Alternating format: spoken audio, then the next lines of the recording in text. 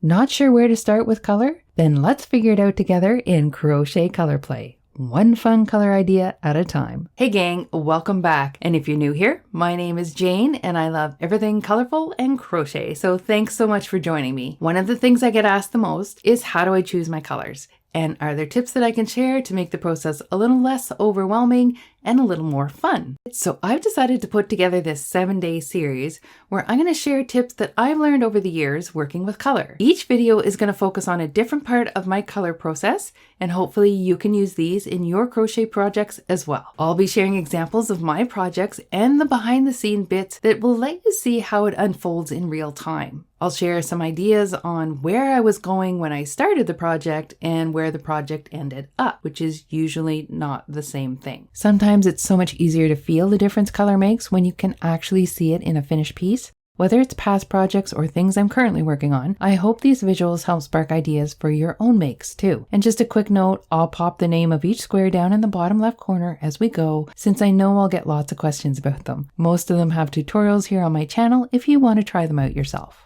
If you'd like to follow along with this series and get the free daily downloads, just sign up below. Each day I'll send you a link to the next video in the series, along with a little freebie that includes a recap of the day's tips. Perfect for building your own color workbook as we go. Today we're kicking things off with how we begin a project, by choosing our colors. That's where the magic begins. So let's get started. When it comes to color, there really aren't any right or wrong choices, because at the end of the day, color is a form of self-expression. It's personal, it's creative, and it's meant to reflect you. Color in crochet is art, which means it doesn't have to follow anyone else's rules. What I'd love to share in this series are some of the little tips and tricks I've picked up over time, things I often do when I'm choosing colors and deciding where they go in a design. Honestly, a lot of it has come from good old trial and error, and I've made so many color decisions that didn't work out the way I expected. And those are usually the ones I learn the most from. There aren't really firm and fast rules that I stick to. Instead, I treat it more like playtime. I try things, I mix and match, I shuffle things around and see how they feel. And if something works, I stop and ask myself why. What is it about the combo that's clicking? Sometimes I have to try it again and again, just to figure out what's really going on with the magic. Eventually, if I keep going back to it, it starts to make sense in a way that feels right to me. That's really the goal here, to help you feel more confident in your own choices and to remind you that playing with color is supposed to be fun. Hopefully, the ideas I share will give you a few new ways to approach your own color decisions, so you can enjoy the creative process more and worry about getting it right a whole lot less. When I was working on my Happy Petal square, I tried a few different versions for a blanket, starting with my original idea of a small square, and I just wasn't feeling it was working, but I persevered.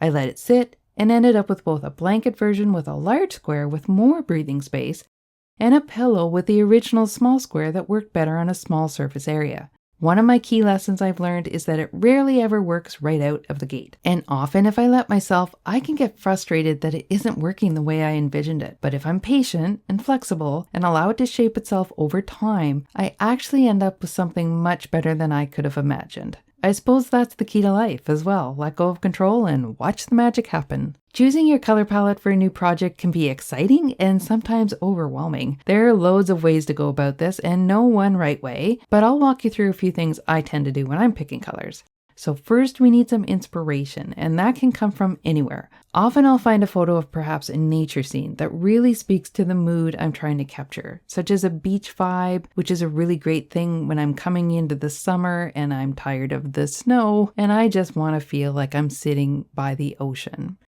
Or maybe I go for a nature walk and I get inspired by some colorful flowers and some deep, rich colors that work with greens and bright, vibrant purples. Color evokes emotion, and that's what we're really trying to capture here.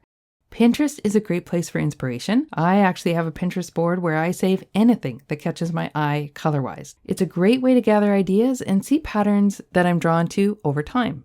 Other times, it's as simple as spotting one color I absolutely love and have to use.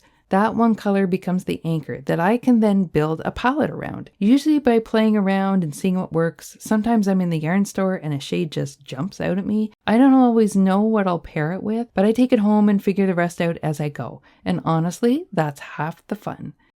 Then there's days when I see a pretty picture online or a bit of decor from a TV show, and I run to my yarn stash to start pulling colors that feel similar. That little spark of inspiration often sends me in a whole new direction. And before I know it, I've created a totally different palette, or 3 or 4 new ones. That actually happens a lot, and I can get quite a mess of yarn in my studio floor before the day is done. The one thing that stays the same through all of it, I always trust my gut.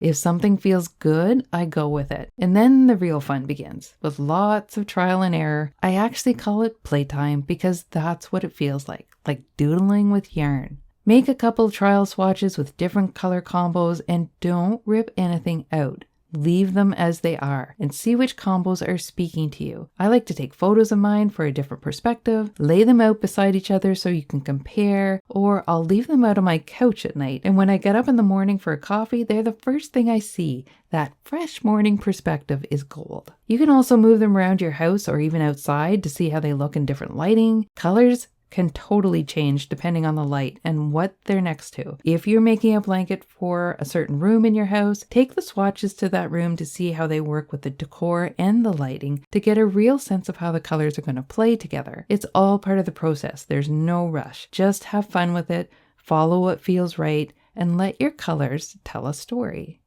One of the ways I like to swatch my colors is by making a simple little square using a mix of basic stitches. Different stitches will catch the light in their own way because of their texture. I use my Easy Breezy square for this because it's small and it's simple. So I'll leave a link for the full video tutorial for that square down below if you'd like to use that one as well.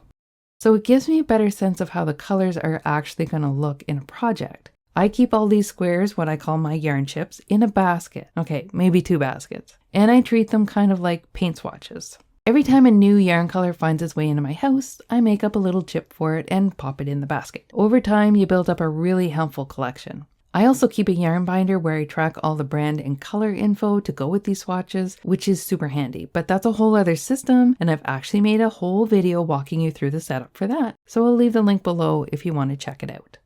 When I'm feeling inspired, I'll pull out my yarn chips and start playing. If I land on a combo I like, I'll pop them onto a binder ring or just tie them together with a scrap of yarn. Nothing fancy. Then I carry them around the house with me while I let the colors kind of simmer. It helps me decide if I really love the combo or if it needs a little tweaking. And that's pretty much how my color process begins.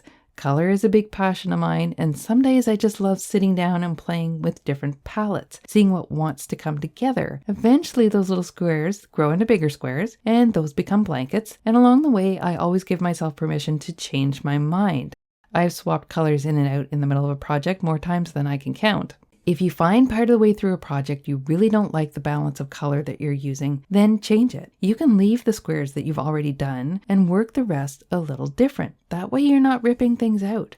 I find colors like orange or gold can be really strong in some designs, and instead of ripping out my work, I will leave some of the squares with it in. Originally there was more orange in this jacket and I realized it was too much, but I didn't want to rip everything out, so I left some of it in and just minimized it and added some accents on the trim. That wasn't in the original plan, but it turned out okay. At the end of the day, it's your project and your rules, and nobody has to know what your thought process really was. Just trust your instincts, follow what feels right, and know that whatever you create will be beautifully, uniquely you. So your color challenge today is to play with color. That is something that sounds simple, but we always forget to just play. This is the stage where anything goes.